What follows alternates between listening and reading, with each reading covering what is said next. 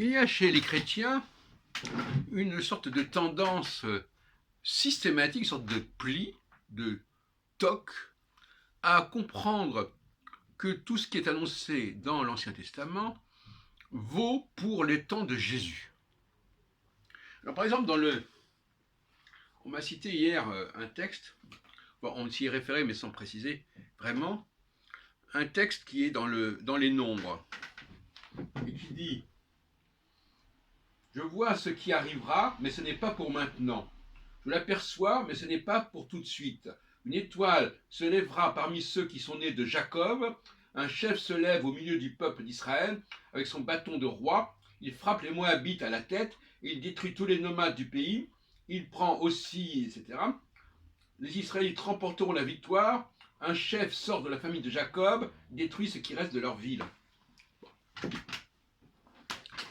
Alors maintenant, on nous explique que ce passage du Lévitique, du chapitre 24 du Lévitique, verset 17, pourrait renvoyer à Jésus, parce que Jésus sort effectivement du peuple de Jacob, peuple d'Israël. C'est pour ça qu'il est très important que Jésus vienne de là, puisque toutes les prophéties impliquent qu'il vienne de là, ce qui montre bien l'importance de la naissance. Et c'est assez un paradoxe parce qu'on insiste beaucoup sur la naissance de Jésus qui vient du peuple de Jacob, et après on nous dit que de toute façon, c'est pas important d'être né juif.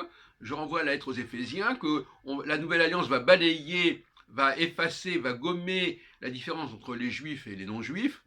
Il faudrait savoir, donc on passe de la verticalité, être né le sang, pour une sorte de droit du sol, droit de... On adhère comme ça, on est dans un ensemble, on rentre dans cet ensemble, voilà. Donc, c'est constamment comme ça. Dès qu'on cite un texte de Jérémie, etc., on dit « Ah oui, mais c'est pour plus tard, c'est pour Jésus, etc. » On récupère tout, on le renvoie à plus tard, et donc finalement le présent n'a pas beaucoup d'importance. Là, par exemple, on parle de Jacob, qui est en réalité, le peuple de Jacob, c'est le peuple d'Israël, c'est-à-dire c'est le peuple du nord du pays, hein. On va oublier cette terminologie. Il y a des combattants, il y a des gens qui vont combattre, et il est évident que finalement ça a été écrit a posteriori. C'est certainement pour glorifier le roi David avec ses conquêtes. C'est pas pour glorifier Jésus.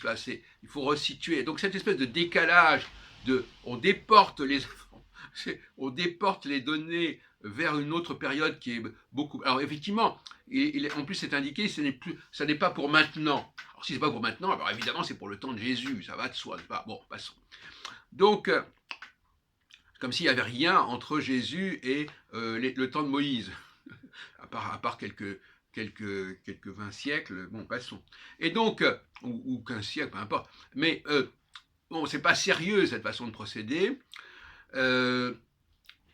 C'est décalé, et surtout, ce que je retiens surtout, c'est cette espèce de paradoxe d'insister sur le fait qu'il est issu du peuple de Jacob, bon, et que, au fond, la nouvelle alliance, c'est justement de s'ouvrir à ceux qui n'en font pas partie. Enfin bon, je trouve ça ne tient pas debout, sérieusement. Bon, il faut dire les choses comme elles sont.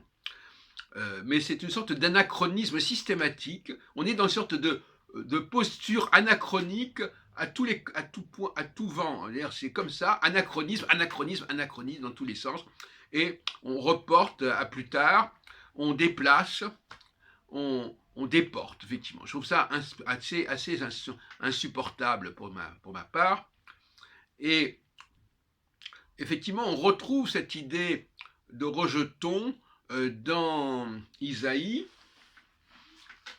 puisque on parle de la tige de... Voyez-vous, donc finalement ça renvoie effectivement à un passage de Jérémie ou d'Isaïe concernant un rejeton également de la tige de Jessé. Et donc c'est un peu le même principe, n'est-ce pas? C'est le même principe de... voilà, et en fin de compte, les deux textes se renvoient, font sens dans le même sens. Mais le problème, c'est que la tige de Jessé, ça renvoie évidemment de manière explicite à David, mais c'est déjà préfigurée dans le Pentateuque. Et il ne faudrait quand même pas oublier que cette stratégie de la préfiguration, elle n'a pas été inventée par les chrétiens. La notion de préfiguration, elle existe déjà au sein même de l'Ancien Testament. Moïse préfigure, annonce l'arrivée de David. Hein, il n'annonce pas l'arrivée de Jésus. Tout simplement parce que ces textes sont écrits à l'époque, à une certaine époque qui est celle de David, etc. Et par conséquent, on se sert des textes plus anciens pour annoncer le temps de David, le temps messianique de David, je dirais même d'une certaine manière.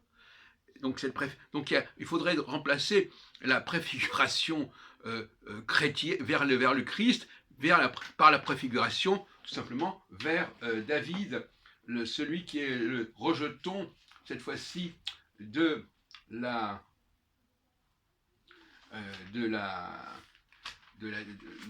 tige de Jessé, ce qui explique d'ailleurs, entre parenthèses, que dans l'évangile selon Matthieu, on commence par parler de le rapport qu'il y a, que Joseph descendrait effectivement de David et donc de Jessé, puisque Jessé est également mentionné dans le chapitre 1er de Matthieu, d'ailleurs dans les toutes premières lignes du Nouveau Testament finalement.